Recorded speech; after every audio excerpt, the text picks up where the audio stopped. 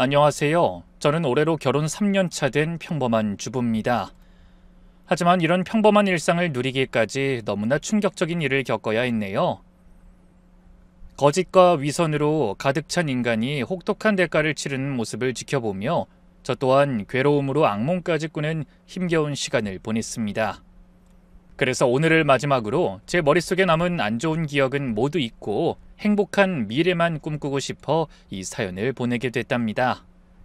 그럼 인과응보가 무엇인지 제대로 보여줄 오늘의 사연 시작해 보겠습니다. 사건은 제가 결혼식을 마치고 신혼여행에서 돌아온 직후에 시작됐어요. 그날 남편은 회사에 가고 혼자 남은 저는 시댁에 갈 채비를 했습니다. 아직 휴일이 이틀이나 남아 있었지만 바쁜 프로젝트를 진행 중이던 남편이 어쩔 수 없이 출근하게 됐거든요. 그래서 저는 아무에게도 말하지 않고 시댁에 혼자 찾아가기로 했어요. 사실 시어머니가 결혼을 많이 반대하셨기 때문에 결혼 후에는 어떻게든 어머니와의 관계를 회복하고 원만한 고부 사이를 만들고 싶은 욕심이 있었거든요. 그래서 정성껏 고른 한우 세트와 어머니가 평소 좋아하신다고 들었던 망고에 건강식품까지 챙겨 들고 시댁으로 향하게 된 겁니다. 선물을 준비하느라 제 한 달 월급의 절반이 넘는 돈을 썼지만 아깝지 않았어요. 그만큼 며느리로서 인정받고 싶은 마음이 간절했으니까요. 잠시 후 택시에서 내려 골목길을 걸어가자니 가슴이 두근거렸습니다. 어머니가 어떤 얼굴로 맞아주실지 걱정이 되기도 하고 기대가 되기도 했네요. 짐이 무겁긴 하지만 봄바람이 살랑살랑 불어와 기분은 참 좋았죠. 오늘은 어머님도 날 좀 좋게 봐주시겠지? 마음속으로 조심스럽게 그런 희망도 품어봤습니다. 그런데 대문 앞에 다다랐을 때 마당을 건너 거실에서 들려오는 목소리에 잠시 발걸음이 멈췄습니다. 다름 아닌 시어머니 목소리였거든요. 헌데 평소와는 다른 뭔가 다급하고 짜증 섞인 말투였습니다. 그런 시어머니와 대화하는 젊은 여자의 목소리도 들렸지만 저에겐 익숙하지 않은 목소리였어요. 어머니, 우리의 애비 없는 놈 되는 거 아니죠? 정말 약속하실 수 있으세요? 여자의 목소리는 울먹이고 있었습니다. 저는 본능적으로 숨을 죽이고 벽에 몸을 붙였어요. 도대체 무슨 일이 벌어지고 있는 건지, 왜 시댁에서 그런 대화가 오가는지 궁금했거든요. 목소리 낮춰! 동네 사람들 다 듣겠다. 내가 언제 애비 없는 놈 만들라고 했니? 좀만 참으라고 했잖아. 이번엔 시어머니의 목소리였습니다. 평소 저한테 하시던 차갑고 날카로운 목소리와는 달리 뭔가 달래는 듯한 말투였죠. 더 참으라뇨. 벌써 6개월째예요. 저 이제 배도 불러오는데 대체 언제까지 기다려야 하는 거예요? 이대로 배는 계속 부르는데 오빠가 책임 안 지면 전 어떡해요? 오빠라는 말에 심장이 쿵 내려앉았습니다. 설마 우리 남편을 말하는 건 아니겠지? 아니, 그럴 리 없어. 분명 다른 사람 얘기일 거야. 하지만 불안한 마음은 걷잡을 수 없이 커져갔어요. 내가 뭐라고 했어? 손주 나오면 네가 진짜 내 며느리라고 했잖아. 내가 네 편인데 뭐가 그렇게 불안해서 자꾸 찾아오는 거니? 시어머니의 말에 온몸이 얼어붙었습니다. 며느리라니? 어머님한테 며느리라고 나 하나인데 도대체 저게 무슨 소리지? 저는 혼란스러운 마음을 안고 계속 귀를 기울였어요. 바리바리 챙겨온 선물이 무겁게 느껴졌지만 그 자리를 떠날 수가 없었네요. 그럼 언제까지 기다려야 해요? 저희 부모님도 이제 눈치채셨어요. 결혼도 안 했는데 임신했다고 하면 뭐라고 하겠어요? 더는 오빠 믿고 못 있겠으니까 어머님이 나서서 빨리 정리해주세요. 조금만 더 기다려. 내가 다 알아서 할 테니까. 애 낳기 전까진 그 계집애랑 헤어질 방법 찾아볼게. 그때까지만 참어. 그 순간 제 손에서 한우 상자가 떨어졌습니다. 쿵 하는 둔탁한 소리가 울려 퍼졌고 그 소리를 들었는지 누군가 걸어나오는 발걸음 소리가 들렸네요. 저는 얼른 떨어진 상자를 들고 황급히 몸을 돌려 뛰기 시작했습니다. 누구야? 누구? 밖에 누구 있어? 시어머니의 날카로운 목소리가 등 뒤에서 들렸지만 저는 뒤도 돌아보지 않고 뛰었어요.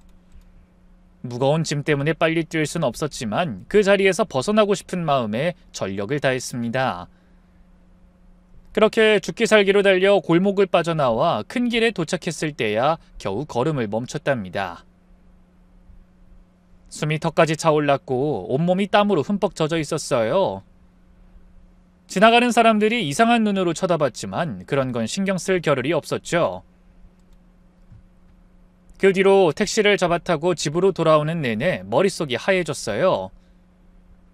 조금 전 들은 대화가 계속 귓가에 맴돌았습니다. 오빠, 임신 6개월째. 네가 진짜 내 며느리야. 집에 도착해서도 정신을 차릴 수가 없었습니다. 현관문을 열고 들어서자마자 그 자리에 주저앉아 울음을 터뜨렸어요. 비싼 한우는 바닥에 내팽개쳐졌고 저는 그저 울기만 했습니다. 도대체 이게 무슨 일인지, 정말 남편이 바람을 피우고 있는 건지, 머리는 복잡하고 심장은 터질 것 같았죠. 결혼한 지 이제 겨우 일주일인데 6개월 전이면 결혼 준비로 한창 바빴을 때잖아요. 그때 남편은 저와 함께 웨딩드레스를 고르고 신혼집을 구하러 다니고 행복한 미래를 약속했는데 제 앞에서는 행복한 척 웃고 뒤로는 바람을 피워 애를 만들었다니 도저히 믿을 수가 없었어요. 아니야, 분명 내 오해일 거야. 내 남편이 그럴 리가 없어. 그렇게 부정도 해봤습니다.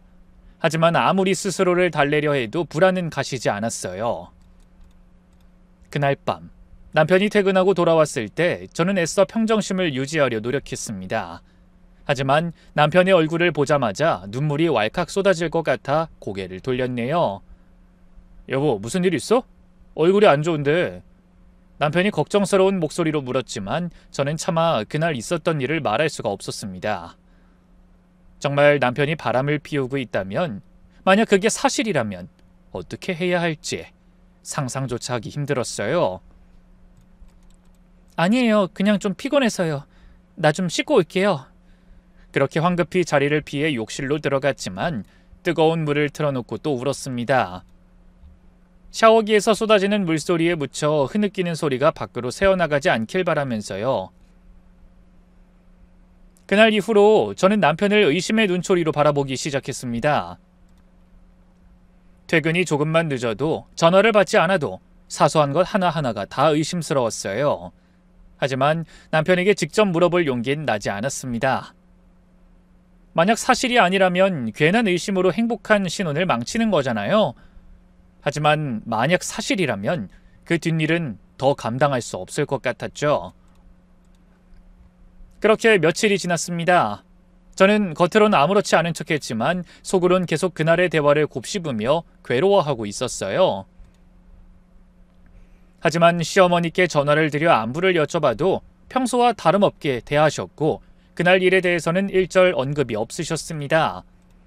그래서 어쩌면 정말 제가 오해한 걸 수도 있다는 희망을 품어봤어요. 하지만 가슴 한구석에 자리 잡은 불안과 의심은 쉽게 사라지지 않더군요. 그렇게 사랑하는 사람과 행복해야 할 소중한 신혼의 시간이 저에게는 고통스러운 의심의 나날이 되어버렸네요. 그날의 충격적인 대화를 들은 후 저는 문득문득 과거를 되돌아보게 됐습니다. 시어머니를 처음 만났을 때 보여주신 노골적인 적대감과 무시가 새삼 떠오르더라고요. 그때는 그저 제가 부족해서 그런 거라고 생각했는데 이제 와서 생각해보니 처음부터 저를 쫓아낼 계획이었던 건 아닐까 하는 의심이 들었습니다. 처음 시어머니를 뵙게 된 건 남편과 사귄 지 6개월쯤 되었을 때였어요. 결혼 허락을 받기 위해 정성껏 준비한 선물을 들고 단정한 옷차림으로 시댁을 방문했습니다. 처음 만나는 시어머니께 좋은 인상을 드리고 싶어 며칠 전부터 준비했거든요. 호심에서 홍삼 세트를 사고 미용실에 가서 단정하게 머리도 손질했습니다. 그런데 현관문이 열리고 시어머니와 눈이 마주친 순간 저는 본능적으로 느꼈어요. 이분이 저를 마음에 들어하지 않으신다는 것을요. 시어머니의 눈빛은 차가웠고 저를 위아래로 훑어보시는 시선에는 대놓고 못마땅함이 담겨 있었습니다. 어머님 처음 뵙겠습니다. 저는... 그래 들어와. 제 인사가 채 끝나기도 전에 시어머니는 맞득잖은 표정으로 말을 끊으셨어요. 집 안으로 들어가 거실에 앉았지만 분위기는 얼어붙어 있었습니다. 곧이어 제가 주저하며 정성껏 포장한 선물을 내밀었지만 거들떠보지도 않고 탁자 위에 던지듯 올려놓으시더군요. 이런 걸 왜 사왔어? 우리 집에 홍삼 같은 거 넘쳐나는데. 그러자 남편이 안절부절 못하며 말했어요. 엄마, 그래도 이 사람이 정성껏 준비한 건데. 하지만 시어머니는 코웃음만 치셨네요. 정성? 돈 없는 사람들이 늘 하는 말이지. 정성이 밥 먹여주니? 그러고는 본격적인 질문이 시작됐습니다. 아무리 없이 살아도 대학은 나왔겠지. 어디 나왔어? 이 질문을 받을 줄은 알고 있었지만 막상 들으니 가슴이 철렁 내려앉았습니다. 하지만 거짓말을 할 순 없었어요. 그래서 망설이다 솔직하게 대답했네요. 전 대학은 가지 못했습니다. 집안 형편이 어려워서 고등학교 졸업하고 취업했어요. 뭐? 그럼 고졸이라는 말이야? 시어머니의 목소리가 갑자기 높아졌습니다. 마치 제가 무슨 전과라도 고백한 것처럼 경악하신 표정이었죠. 아니 이게 무슨 일이니? 우리 집안에 대학 안 나온 사람은 네 할아버지 세대에도 없었어. 근데 이게 말이 되는 소리야? 엄마, 학력이 뭐가 중요해요. 좋은 사람이면 되죠.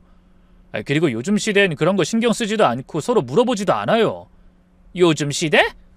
요즘 시대에도 대학은 기본이야. 다들 당연히 대학을 나왔으려니 하고 안 물어보는 거지. 아니 나더러 어떻게 고졸 며느리를 보라는 거야? 어디 말이나 통하겠니? 상식도 없고 교양도 없을 텐데. 시어머니는 저를 마치 없는 사람 취급하며 남편에게만 말씀하셨어요. 엄마, 사람 앞에 두고 어떻게 그런 말씀을 하세요? 하지만 아들의 말에도 아랑곳 없이 흥분해서 자기 할 말만 하시더군요. 도대체 부모는 뭐하는 사람들이야? 딸 대학도 못 보내고? 네가 말해봐라. 너희 부모님 뭐 하시니? 갑자기 훅 들어온 질문에 저는 떨리는 목소리로 대답했어요. 아버진 공장에서 경비하시고 엄마는 식당에서 일하세요. 공장이랑 식당? 기가 막히는구만. 넉넉한 형편 아니라는 말은 들었지만 설마 이 정도일 줄은 몰랐네. 그럼 집도 어디 반지하 이런 데 사는 건 아니겠지? 그 소리에 저는 말문이 막혀 아무 말도 하지 못했습니다. 실제로 저희 친정은 오래된 다세대 주택의 반지하에 전세로 살고 있었거든요. 시어머니는 제가 아무 말도 못하자 대놓고 비웃으셨어요. 얘가 제정신이 아니구나. 대기업 다니는 애가 반지하 사는 집딸이랑 사귄다고? 그것도 고졸인 애랑? 정신 차려 이 녀석아! 그날의 첫 만남은 제게 있어 악몽 같은 시간이었습니다. 시어머니는 끊임없이 저와 가족을 무시하고 비하했어요. 돌아오는 길에 남편은 어쩔 줄 모르며 사과하더군요. 미안해. 우리 엄마가 지금은 그러셔도 시간 지나면 나아질 거야. 하지만 전 알고 있었어요. 아무리 시간이 흘러도 절대 절 인정하지 않으실 거라는 걸 말이죠. 그 후로도 시어머니의 공격은 계속되었습니다. 헤어지라고 아무리 아들을 설득해도 말을 들어먹지 않자 계속 저를 따로 만나 압박하셨고 그럴 때마다 학력과 집안을 들먹이며 무시하셨죠. 대학도 못 나온 애가 내 며느리가 된다고? 절대 안 돼! 당장 헤어져! 너 같은 애가 우리 아들이랑 결혼하면 손주들까지 머리가 나쁠 거야. 애들은 엄마 머리 담는다는 말 몰라? 상상만 해도 끔찍하다. 고졸 엄마 밑에서 자란 애들이 제대로 클 리가 없지. 교육이 뭔지도 모를 텐데. 하지만 그 모든 무시와 격려를 이겨내고 저는 남편과 결혼하게 됐습니다. 시아버지의 전폭적인 지지와 남편의 끈질긴 노력 덕분이었죠. 어머니 앞에만 서면 자존심이 무너져 내리고 천하의 뻔뻔한 여자 취급을 받았지만 남편을 사랑하는 마음 하나로 그 모든 역경을 이겨낸 겁니다. 얼마 후 양가 상견례가 있었지만 그날의 분위기는 더욱 끔찍했습니다.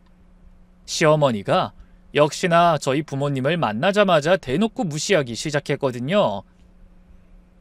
약속 장소가 고급 호텔 레스토랑이었는데 저희 부모님이 도착하시자 시어머니가 위아래로 훑어보며 이렇게 말씀하셨네요.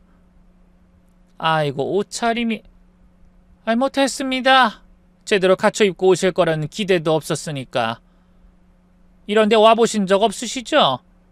뭐 혹시 불편하시면 다른 데로 옮길까요? 그 말에 당황한 친정엄마가 괜찮다고 대답하셨지만 시어머니의 공격은 계속됐습니다. 메뉴판이 영어로 되어 있는데 읽으실 수 있으세요? 아무리 자식 일이 마음대로 되는 게 아니라고 해도 솔직히 전 고졸 며느리 보게 될 거라고는 상상도 못했네요. 그런 어머님의 말씀에 저희 부모님이 당황하시자 시아버님이 보다 못해 헛기침하며 나서시더군요.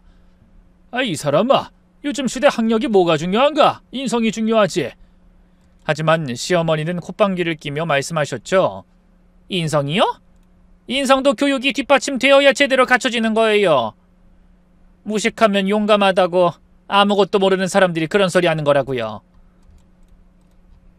그날 상견례가 끝나고 집으로 돌아가는 길에 저희 엄마는 차 안에서 내내 우셨어요. 아버지도 분한 표정으로 입을 꾹 다물고 계셨지만 제가 좋다고 하는 결혼이니 말리지 못하고 애만 태우시는 것 같았네요. 하지만 저는 남편을 포기할 수가 없었어요. 그대로 결혼을 포기하고 헤어진다는 생각만으로도 세상이 끝날 것처럼 가슴이 아프고 앞이 캄캄했거든요. 그 후로도 결혼을 준비하며 시어머니의 모욕은 계속되었습니다. 예단 이야기가 나오자 대놓고 비웃으셨죠. 예단이고 뭐고 난 기대도 안 한다. 없는 집에서 뭘 해오겠니? 괜히 수준에도 안 맞는 쓰레기 짊어지고 오지 말고 우리가 다 해줄 테니까 그냥 몸만 와라. 그리고 혹시나 대출이라도 받아서 예단하려고 하지 마. 고졸의 빚쟁이 며느린 더 싫으니까. 결혼식장을 정할 때도 웨딩드레스를 고르러 갈 때도 전 그저 허수아비처럼 서 있기만 하고 어머님이 나서서 본인 취향대로 다 고르셨죠. 제 결혼인데 저는 의견 한마디 내놓을 수가 없었습니다. 대놓고 무시하며 제가 고르는 게 싸구려 같고 촌스럽다고 펄쩍 뛰며 인상 쓰셨거든요. 심지어 웨딩샵 직원들 앞에서도 우리 며느리 안목이 형편없어서 내가 골라줘야 해요. 라며 망신을 주셨네요. 심지어 가장 행복해야 할 결혼식 날은 제 인생에서 가장 비참한 날이 되고 말았어요. 신부 대기실에서 시어머니가 친척들에게 절 소개하며 이렇게 말씀하셨거든요. 죽 서서 개준다는 게 무슨 말인지 내가 이제야 알았잖아. 1등 신랑감으로 키운 내 아들을 저런 고졸이 채갈 줄 어떻게 알았겠어? 아유, 내 팔자야. 말도 마. 내가 아무리 반대하면 뭐하겠어. 애를 얼마나 구워 삶았는지 순진한 우리 아들이 아주 푹 빠졌다니까. 자식 이기는 부모가 어딨어. 어차피 이렇게 된 거 시키는 대로 말이나 잘 들었으면 좋겠는데 머리가 나빠서 말귀를 알아들을지? 그게 걱정이라니까. 민망한 친척 어른들이 헛기침하며 제 편을 들어주기도 하셨어요. 아유, 그래도 며느린 착한 게 최고야. 인상이 아주 선해 보이고 예쁘네. 예쁜 게 밥 먹여주나요? 그냥 애나 잘 낳았으면 좋겠어요. 그날 저는 하얀 웨딩드레스를 입고도 전혀 행복하지 않았어요. 인생에서 가장 아름다워야 할 순간이 가장 치욕스러운 순간이 되어버렸으니까요.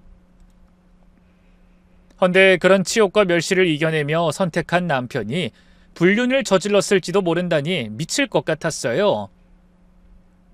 남편이 다른 여자와 부둥켜 안고 있는 상상만으로도 지옥에 떨어진 기분이었죠. 그날 이후로 제대로 잠들어 본 적도 없고 회사 일도 손에 잡히지 않았죠. 남편을 봐도 진심에서 우러나오는 미소를 짓기가 힘들었습니다. 그렇게 괴로운 시간을 지내다 보니 몸도 만신창이가 되어버렸어요. 결국 하루 휴가를 내고 집에서 쉬게 된 저는 텅 빈 집에서 혼자 이불을 쓰고 고통스러워했습니다. 그러다 결국 다시 한번 시댁에 찾아가 시어머니를 만나 진실을 묻기로 했어요. 차마 남편에겐 물어보지 못해도 어머님에게는 할 수 있겠더라고요. 비록 고통스러운 진실을 알게 되더라도 정면 돌파하는 것밖엔 답이 없을 것 같았거든요. 그래서 굳은 결심으로 옷을 갈아입고 시댁으로 향했습니다. 평일 오후라 사업하는 시아버지는 회사에 가셨을 시간이었어요. 헌데 막상 시댁에 보이는 골목 어귀에 도착하자 심장이 미친 듯이 뛰기 시작하더군요. 그래서 심호흡을 하며 마음의 준비를 한 뒤 들어갈 생각이었죠. 그때 택시 한 대가 시댁 앞에 멈춰서는 게 보였습니다. 그리고 거기서 낯선 젊은 남자가 내려 어딘가로 전화를 걸더라고요. 남자가 전화를 건 지 5분도 되지 않아 다급하게 대문을 열고 나오는 사람이 보였어요. 다름 아닌 시어머니였죠. 근데 어머님은 이상하게 주변을 두리번거리며 불안해하셨네요. 여기까지 오면 어떡해? 누가 보면 어쩌려고? 그 사람 일찍 들어올지도 모르니 집은 안 되고 카페에 들어가 있어. 너무 가까운 곳 말고 큰 길가로 걸어가면 카페 몇 개 있어. 거기 가서 전화 걸면 내가 금방 따라갈게. 시어머니의 목소리엔 다급함이 묻어 있었습니다. 30대 초중반으로 보이는 남자와 시어머니의 은밀한 대화와 약속. 저는 뭔가 석연치 않은 생각이 들었어요. 설마 하면서도 이런 생각을 하게 되더라고요. 혹시 어머님이 젊은 남자하고 바람을? 아니야, 그럴 리가 없어. 그렇게 교양 떨면서 남의 시선을 신경 쓰시는 어머니가? 하지만 그땐 미처 몰랐습니다. 두 사람의 만남에 얼마나 엄청난 비밀이 숨겨져 있는지 말이죠. 어쨌든 진실이 뭐라고 해도 전 그 모습을 보고 그냥 모른 척 지나칠 수가 없었어요. 그래서 시어머니와 헤어진 남자가 골목을 빠져나가는 걸 지켜보다 황급히 그 뒤를 따라가게 됐습니다. 그러자 시댁에서 한참 떨어진 카페까지 걸어간 남자는 주변을 두리번거린 뒤 문을 열고 들어갔어요. 저도 고개를 돌리고 천천히 그 뒤를 따라가 남자를 등지고 앉았습니다. 그러자 10분쯤 흐른 뒤 시어머니가 그 카페로 들어오시더군요. 제가 남자와 등지고 앉아있어 어머님은 제 얼굴을 보지 못하셨죠. 그렇게 두 사람은 카페 가장 구석진 자리에 앉아 낮은 목소리로 대화를 시작했습니다. 처음엔 잘 들리지 않았지만 감정이 격해지면서 목소리가 점점 커졌어요. 그런데 남자의 입에서 나온 첫 마디를 듣고 저는 심장이 쿵 내려앉았습니다. 엄마 정말 미치겠어요. 그 여자가 계속 찾아와서 난리예요. 엄마. 그 남자가 시어머니를 분명 엄마라고 불렀습니다. 그러니까 내가 뭐라고 했니? 남자든 여자든 항상 몸 조심해야 한다고 했잖아. 전 당연히 조심했죠. 그 여자가 저 잡으려고 일부러 그런 것 같기도 하고. 그래서 계속 찾아온다고? 시어머니의 목소리에 짜증이 묻어났습니다. 네, 책임지라고 난리예요. 결혼하자고 하고. 근데 엄마, 전 그 여자랑 결혼할 생각 없어요. 당연하지. 넌 더 좋은 여자 만나야지. 그런 여자한테 발목 잡힐 순 없어. 저는 귀를 의심했습니다. 임신한 여자를 버리라는 건가? 그때 남자가 얼음이 가득 든 커피를 벌컥벌컥 마시고는 말했습니다. 근데 그 여자가 자꾸 찾아온다니까요. 저번엔 여기도 왔다면서요. 그래, 와서 울고불고 난리였어. 그래서 내가 일단 네가 내 며느리라고 하고 진정시켜서 돌려보냈다. 그제야 전 그때 제가 들었던 대화가 이 남자와 그 임신한 여자 이야기였다는 걸 깨달았어요. 그 순간 가슴속을 짓누르던 돌이 사라진 기분이고 안심되는 마음에 눈물까지 핑 돌았습니다. 하지만 여전히 의문은 남았어요. 대체 왜 시어머니가 그 일에 관여하고 있는 건지, 그리고 외아들밖에 없는 시어머니에게 엄마라고 부르는 남자의 정체는 뭔지. 그때 두 사람의 대화가 다시 귀에 날아와 꽂혔습니다. 엄마가 좀 해결해 주세요. 제가 직접 나서면 더 시끄러우실 것 같아요. 내가 왜? 네가 저지른 일인데 네가 해결해야지. 나한테 자꾸 미루지 말고 네가 협박을 하든 설득을 하든 빨리 좀 어떻게 해봐. 이러다 나도 큰일 나게 생겼다고. 여기 자꾸 찾아오면 안 되는 거 몰라? 그러게 우리 집은 왜 알려준 거야? 그 계집애가 제가 엄마랑 통화하는 걸 들었나 봐요. 죄송해요. 근데 저 엄마가 안 도와주시면 큰일 나요, 진짜. 엄마도 아시잖아요. 전 지금 다른 부잣집 여자 만나고 있어요. 그 집 사이만 되면 저도 이제 어깨에 힘주고 떵떵거리면서 살 수 있다고요. 시어머니가 한숨을 푹 쉬셨습니다. 그래, 알았어. 그럼 그 여자한테 돈이라도 좀 쥐어주고 조용히 하라고 해보자. 돈으로 해결될 것 같지 않은데요. 결혼하자고 얼마나 울고불고 매달리는지. 그때 시어머니가 충격적인 말씀을 하셨습니다. 너도 이제 30 넘었으니까 정신 좀 차려라. 30년 넘게 너를 숨기며 키워온 내 고생을 생각해봐. 네 아빠 그 망나니 같은 인간이 너한테 눈꽃만큼이라도 도움이 됐어? 그래도 내 남편이 능력 있는 사람이라 돈에 쪼잔하지 않으니 버틸 수 있었던 거야. 근데 지금까지 잘 숨겨온 일을 고작 이런 일로 들킬 순 없잖아. 그 말에 경악한 제가 복잡해진 머리를 정리하며 생각했어요. 30년? 숨겨 키웠다고? 그럼 남자의 정체는 시어머니의 아들? 저는 상상하지도 못했던 결론에 도달해 그만 입을 틀어막고 말았습니다. 어떻게 잘 설득해서 애는 지우라고 하면 안 될까? 병원비 내가 줄게. 그게 이미 6개월 넘어서 지울 수도 없대요. 바보야. 그렇게 진작에 해결했었어야지. 일이 이렇게 될 동안 뭘 한 거야? 시어머니가 머리를 감싸 주셨습니다. 그때 남자가 뜬금없는 제안을 하더군요. 엄마, 차라리 이렇게 하면 어때요? 제가 그 여자랑 일단 결혼하는 척 할게요. 뭐? 그게 무슨 소리야? 결혼하는 척이라니? 걔는 저랑 결혼하는 거 말곤 답이 없는 것 같아요. 그러니까 혼인신고는 하지 말고 일단 형식적인 결혼식만 치르는 거죠. 진짜 결혼은 제가 원하는 사람이랑 하고요. 뭐야? 그러다 걸리면 어쩌려고? 일단 결혼해서 혼인신고하고 얼른 애부터 가질게요. 그럼 나중에 밝혀져도 어쩔 수 없을 거예요. 임신한 딸을 이혼시키겠어요? 어쩌겠어요? 그런가? 네, 지금은 그게 최선이라니까요. 대신 엄마가 집 하나만 사주세요. 그 여자랑 애 살 집이요. 집을 사달라고? 너 정신이 있는 거니? 생각해보세요. 그 여자가 계속 찾아와서 소란 피우면 더 큰일 나잖아요. 차라리 거짓말로 결혼식 치르고 집 하나 사준 다음에 조용히 살게 하는 게 나아요. 전 따로 제 인생 살고요. 그러다 적당한 시점에 정리할게요. 시어머니가 잠시 생각에 잠기셨습니다. 집값이 얼마나 하는데? 작은 빌라 정도면 돼요. 그동안 남편 몰래 돈 빼돌리는 건 일도 아니었잖아요. 야, 그게 얼마나 어렵게 모은 돈인데. 너 대학 보내고 생활비 대주느라 30년 동안 내가 남편 눈치 얼마나 보고 산 줄 알아? 알아요. 근데 지금 상황에선 이게 최선이에요. 그 여자 입 다물고 있게 하려면 다른 방법이 없다니까요? 엄마, 이번이 마지막이에요. 저 무사히 결혼만 하면 그 다음엔 제가 받은 거 다 돌려드리면서 살게요. 아들 한 번만 믿어보세요. 그래도 불안해. 그러다 만약에 남편한테 들키기라도 하면 절대 들킬 일 없어요. 지금까지 하던 것처럼 딱 한 번만 더 하시면 돼요. 그래, 뭐 어쩔 수 없지. 내가 해볼게. 대신 조용히 처리할 수 있도록 그 여자 다시는 이 동네 얼씬도 못하게 해. 알겠어? 네, 걱정하지 마세요. 그리고 엄마, 생활비 좀 더 올려주실 수 있어요? 요즘 물가가 너무 올라서. 이 녀석이 정말 집도 사달라면서 생활비까지 더 달라는 거야? 엄마, 제가 엄마한테 바라는 게 그것밖에 더 있어요. 평생 숨어 살았는데 이제 그 여자랑 결혼해서 장인 사업 물려받으면 이렇게 엄마한테 손 벌리는 것도 끝이에요. 그러니까 그때까지만 도와주세요. 그러자 한숨을 쉬던 시어머니가 지갑을 열어 돈을 꺼내셨습니다. 두툼한 현금 뭉치였어요. 잠시 후 조금 더 이야기를 나누던 두 사람이 자리에서 일어섰습니다. 저는 황급히 고개를 숙이고 창가로 얼굴을 돌렸어요.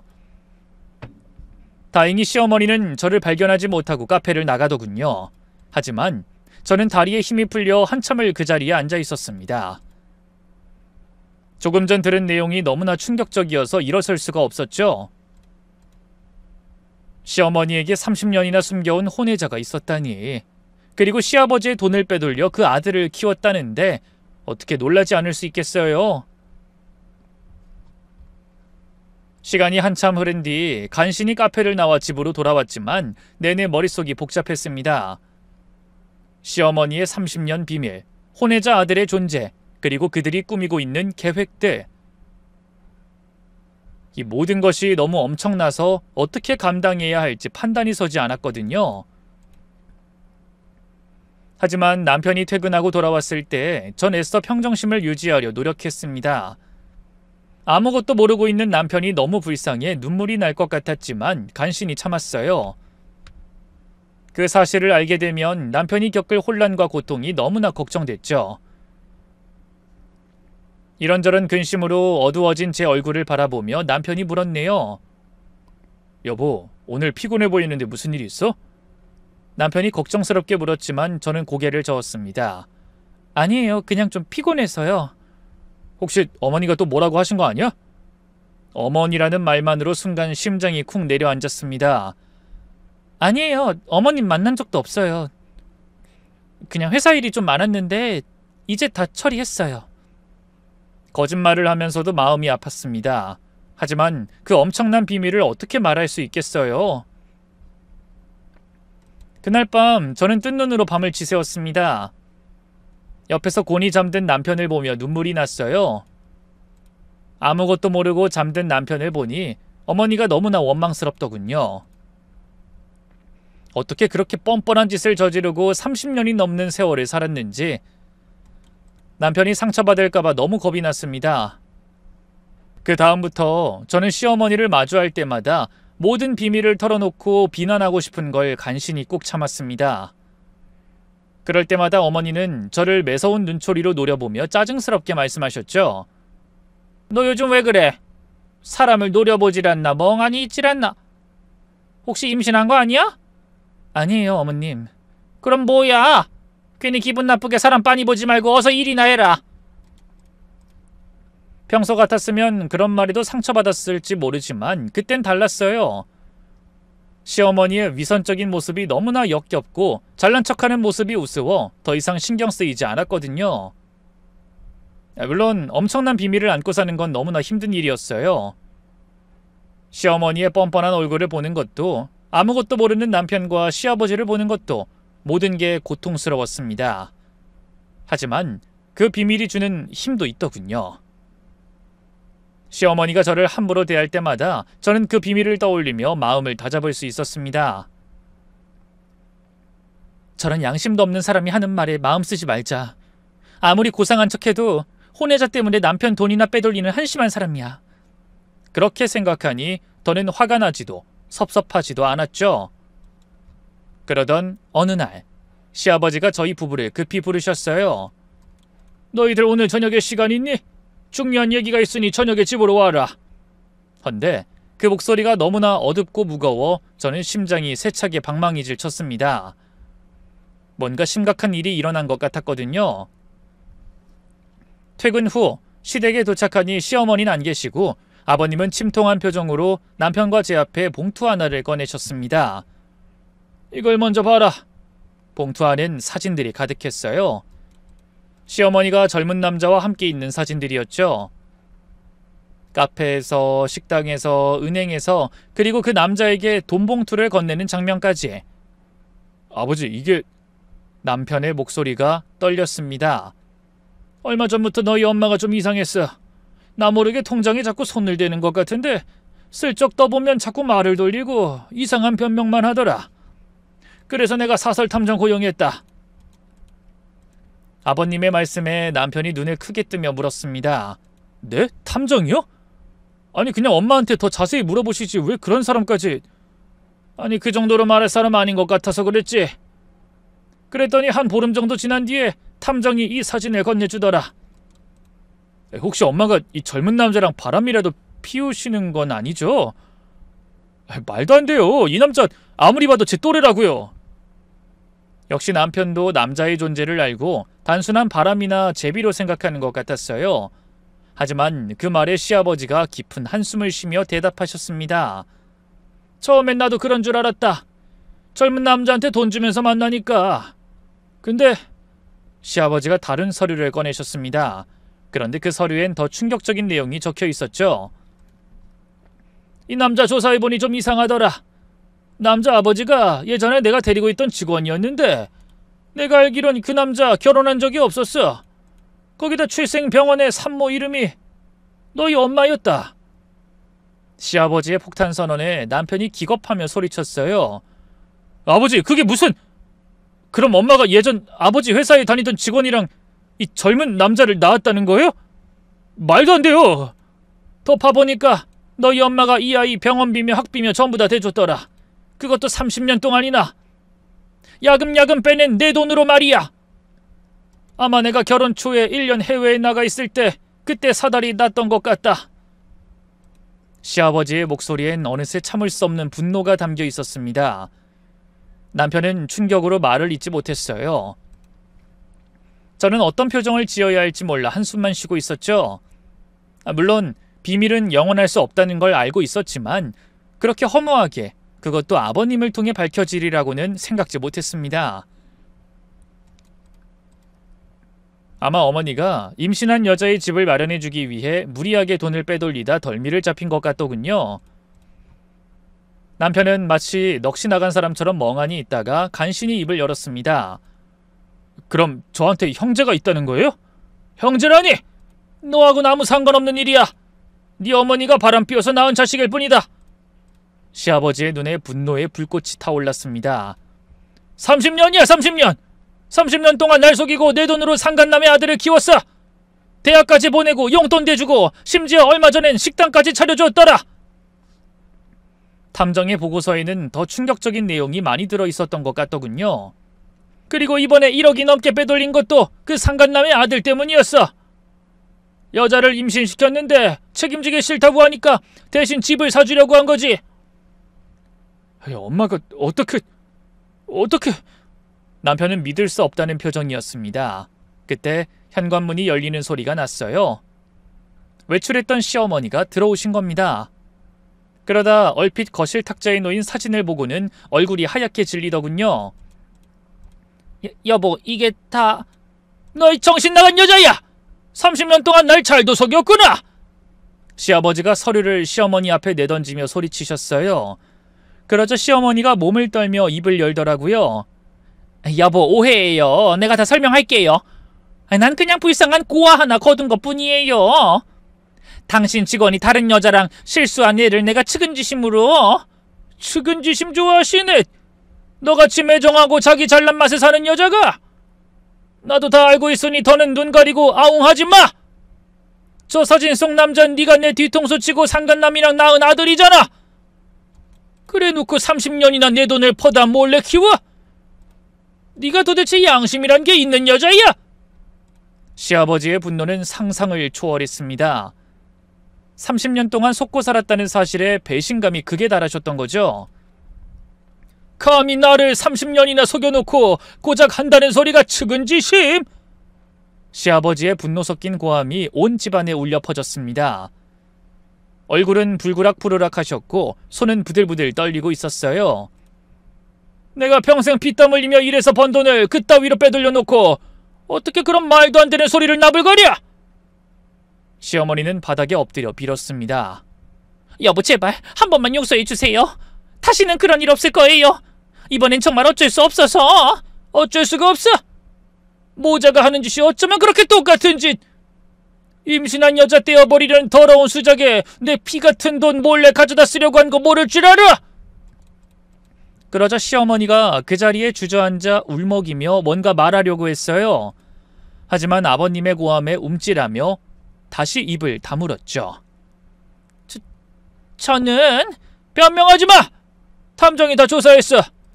너희 두 인간이 만나는 거, 돈 주는 거, 심지어 엄마라고 부르는 것까지 다 녹음돼 있다고! 시아버지가 녹음기를 틀었습니다.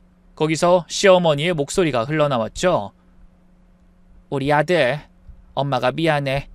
떳떳하게 아들이라고 말 못해서. 그 목소리를 들은 남편의 얼굴이 일그러졌습니다. 그때 시아버지가 결정적인 증거를 하나 더 꺼내셨어요. 바로 통장 거래 내역이었습니다. 이것 봐! 30년 동안 얼마나 빼돌렸는지 다 계산해봤어! 무려 5억이 넘어! 5억을 그 상간남 아들한테 퍼줬다고! 그러더니 아무 말하지 못하고 울고 있는 시어머니에게 마지막 통보를 하셨네요. 오늘부로 이혼이야. 서류는 이미 준비했으니 도장만 찍으면 돼. 위자료는 한 푼도 없어. 오히려 네가 빼돌린 5억을 토해내야 될 거야. 아이, 그럴 순 없어요. 내가 30년 넘게 이 집 살림을 했는데. 살림? 네가 한 게 살림이야? 남편 등쳐먹으면서 딴 남자 자식 키운 게 살림이냐고! 그때 아버님의 전화를 받고 도착한 변호사가 시아버지 편을 들더군요. 이 사모님의 경우 혼인 파탄의 책임이 전적으로 본인에게 있고 배우자의 재산을 횡령한 정황이 명백하므로 재산 분할 청구는 어려울 것 같습니다. 시어머니의 얼굴이 하얗게 질렸습니다. 그럼 전 어떻게 살아요? 나이가 60이 넘었는데. 그건 내가 할 바 아니야. 평생 편하게 살았으니 이제 네 힘으로 개고생하면서 살아봐.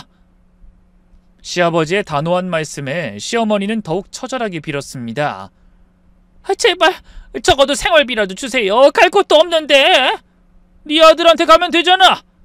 30년 동안 그렇게 챙겨줬으니 이제 그놈이 모실 차례 아닌가? 걔도 내가 차려준 식당 들어먹고 사는 게 여의치가 않아요. 여보, 제발 한 번만 용서해 주세요. 용서? 30년을 속인 사람한테 무슨 용서를 해? 당장 나가! 네 아들한테나 가서 살라고! 그러자 이번엔 시어머니가 남편에게 매달렸습니다. 엄마 좀 도와줘. 네가 말하면 아버지도. 엄마, 이제 다 끝났어요. 그만하세요. 절망한 시어머니는 마지막으로 저에게 다가와 울먹이며 말씀하셨어요. 예, 네가 좀 도와다오. 내가 그동안 너한테 잘못한 건 사과할게. 그러니 제발. 하지만 전 차갑게 대답했습니다. 어머님, 저랑 친정을 그렇게 무시하시더니 어머님이야말로 정말 부끄러운 인생을 사셨네요. 이제 그 대가 치르셔야죠. 30년 동안의 거짓말의 대가를요. 그렇게 온 가족에게 외면당한 시어머니는 아버님의 기세에 눌려 결국 이혼 서류에 도장을 찍고 말았어요. 그리고 짐가방 하나 달랑 챙겨 쫓겨났네요. 헌데 그런 일이 있고 일주일 후 시어머니가 초췌한 모습으로 신혼집에 찾아오셨습니다. 아가, 내가 그동안 정말 미안했다. 나 제발 여기서 좀 지내게 해다오. 갈 곳이 없어서 그래. 너 그동안 내가 심하게 해서 속상했다는 것도 안다. 내가 잘못했다. 네가 원하면 내가 사돈댁에 찾아가서 사죄라도 드리마. 그러니 제발 너라도 나 좀 도와다오. 시어머니는 예전에 그 서슬퍼렀던 모습은 온데간데 없이 필사적으로 저에게 매달리며 눈물을 흘리셨어요. 알고 보니 그 혼외자 아들마저 시어머니를 버렸다고 하더군요. 자기 어머니가 더 이상 돈줄이 아니라는 걸 알자 더는 엮이기 싫다며 연락을 끊은 거죠. 그런 어머님의 모습이 당장은 안쓰럽게 느껴지기도 했지만 결국 저는 남편의 말을 전하며 고개를 저었습니다. 안 돼요. 그이가 절대로 어머님 용서할 수 없다고 전화도 받지 말라고 했어요. 이거 제가 드릴 수 있는 최선이에요. 그이 몰래 드리는 거라 지금은 이것밖에 없네요. 그러면서 지갑에서 꺼낸 10,000원짜리 몇 장을 시어머니의 손에 쥐어드렸습니다. 그렇게 저에게도 거절당한 시어머니는 어깨를 늘어뜨리며 돌아설 수밖에 없었죠. 그 뒷모습이 어찌나 초라한지 오랫동안 잊을 수 없을 것 같더군요. 화려했던 과거와는 너무도 다른 모습이었거든요. 그런 일을 겪으며 저는 깨달았습니다. 거짓은 아무리 완벽하게 숨겨도 언젠간 드러나고 반드시 그 대가를 치르게 된다는 것을 말이에요. 시어머니는 30년간 거짓된 삶을 살아온 벌로 남편도 아들도 재산도 모든 것을 잃었습니다. 나중에 들은 소식으로는 어머니가 작은 고시원에서 지내고 있다고 하더군요. 한 달 30만원짜리 좁은 방에서 컵라면으로 끼니를 때우며 사신다고 했어요. 한때 명품으로 치장하고 고급 레스토랑을 드나들던 사람이 편의점 알바도 구하지 못해 하루하루 폐지를 줍고 무료 급식소를 전전하며 근근히 살아가고 있다는 사실이 기막혔죠. 남편의 사촌형이 전화를 걸어 시어머니가 돈을 빌려달라고 친척들을 찾아다니다가 모두에게 외면당했다고 말하며 그런 근황을 전하더군요. 그리고 1년 후 저희에게 기다리던 아이가 찾아왔어요. 출산하던 날 아버님은 손주가 생겼다며 좋아서 어쩔 줄 모르셨죠. 새아가 정말 고생 많았다. 이제야 내가 할아버지가 됐구나. 가만 보자. 이 눈이 부리부리하고 인매가 다부져 보이는 게 딱 이 하레비를 빼닮았구나. 이 아인 꼭 정직하고 바른 아이로 키우자꾸나. 그런 아버님의 말씀에 저희 부부는 활짝 웃으며 고개를 끄덕였네요. 그런데 어떻게 아이가 태어났다는 소식을 들었는지 시어머니가 병원으로 찾아오셨습니다.